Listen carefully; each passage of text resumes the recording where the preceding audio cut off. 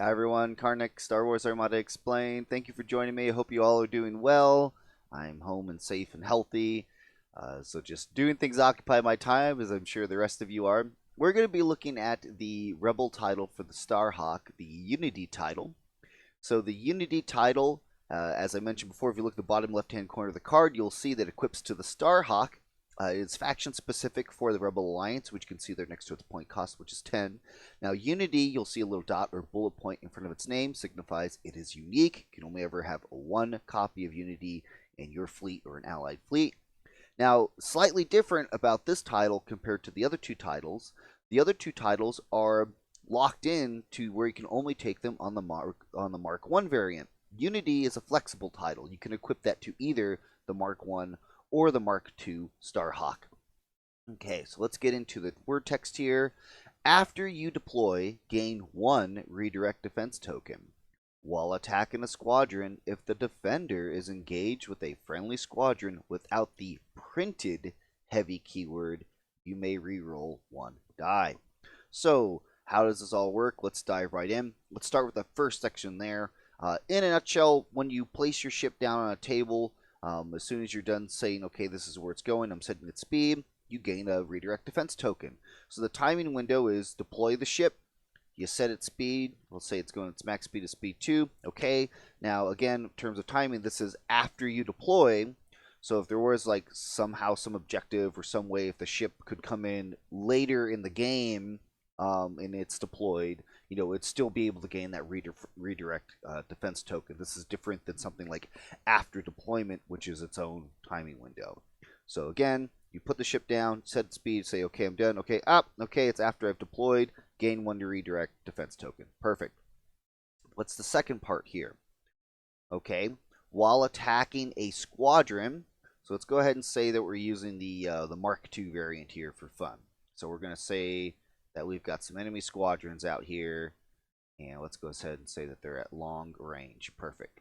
Okay, so while attacking a squadron, if the defender is engaged with a friendly squadron without the printed heavy keyword, you may reroll and die. So if they're not being engaged by any of your friendly squadrons, you can't reroll any die. But if they are being engaged by friendly squadrons, for example, let's say these two YT 1300s, let's move Dengar out of the way for a moment. Let's say that, okay, so now I've checked, okay, he's at long range, red range, I can attack him. Is he, let's go ahead and roll my red die. And, oh man, I didn't get a damage. Oh, but I've got Unity, and that squadron is engaged with one of my squadrons. They don't have the printed keyword of heavy on them. Okay, so I can re-roll that die now. Still didn't get any damage, but you know what? At least I had the ability to re-roll that die.